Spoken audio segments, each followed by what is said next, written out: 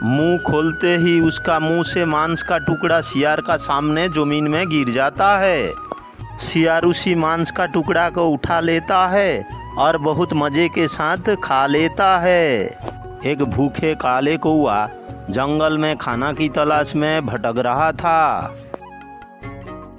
कुछ देर इधर उधर भटकने के बाद गांव में से वो एक मांस का टुकड़ा चुरा कर लाता है और जंगल में आराम से बैठकर खाने के लिए घना जंगल में पहुंचता है। काले कौआ मांस का टुकड़ा को आराम से खाने के बारे में ही सोच रहा था।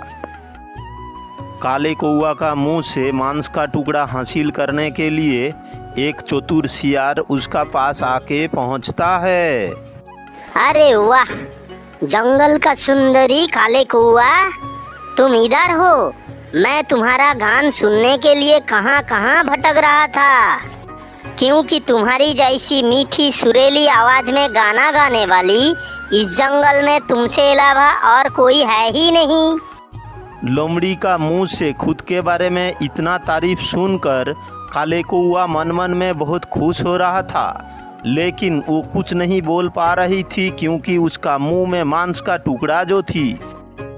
मुझे तो लगता है तुम्हारा सुरीली आवाज में गाना सुनना मेरा नसीब में है ही नहीं, क्योंकि तुम तो गाना सुनाने का मूड में नहीं हो।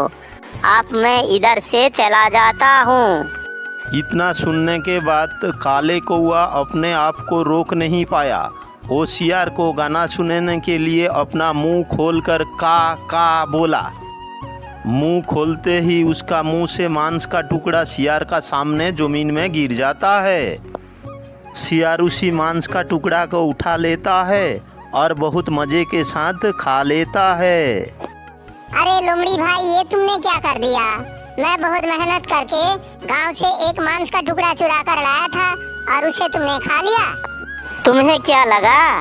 तुम्हारा आवाज सचमुच बहुत मीठी है, सुरीली है। अरे बेवकूफ, तुम्हारा मुंह से वो मांस का टुकड़ा खाने के लिए मैं झूठ मूठ का तुम्हारा इतना तारीफ किया था।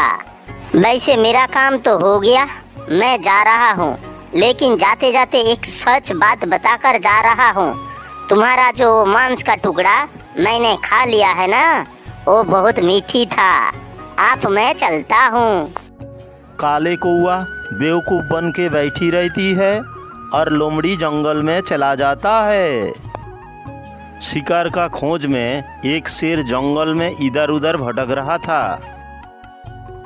इतने में उसका मुलाकात नदी किनारे एक मगरमच्छ से हो जाता है।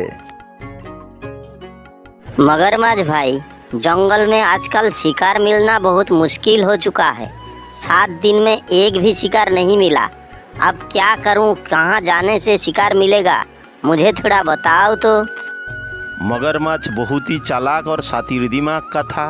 उसने सोचा, शेर साहब कुछ देर के बाद मुझे ही बोलेगा कि पानी से थोड़ा बहुत शिकार पकड़ के हमको दे दो।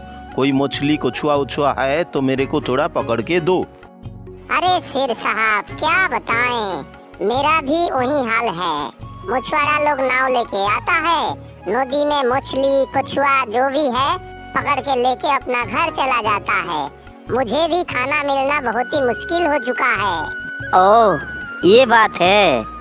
मैं तो बहुत बड़ा उम्मीद लेकर तुम्हारा पास आया था कि मगरमच्छ भाई हो सकता है मेरा कुछ मदद कर दे। अरे शेर साहब, मैं आपको मदद कर पाता तो अपने आप को बहुत बड़ा खुशनसीब समझता, लेकिन क्या करूं, नदी का हालात भी ऐसा ही है। खुद का भोजन जुगाड़ करने में महीनों लग जाता है। मैं आपके लिए खाना कहां से जुगाड़ करूं? तो फिर बताओ तो, जंगल में कौन सा ऐसा प्राणी है जो हमारा मदद कर सकता है? शेर साहब, लोमड़ी। जंगल में एक ही प्राणी है जो अभी तक खाना का कमी महसूस कभी नहीं करता, क्योंकि वो बहुत चालाक है। शिकार को किसी भी तरह पकड़ लेता है। आप जाओ, उससे मिलो और उससे मदद ले लो।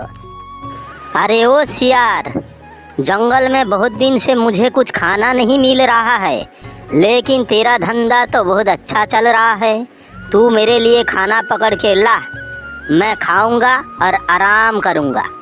देखो शेर साहब, मैं तो छोटा मोटा शिकार पकड़ के अपना गुजारा कर लेता हूँ, लेकिन आपको ऐसे शिकार 10-20 करके देंगे तो भी आपका पेट नहीं भरेगा।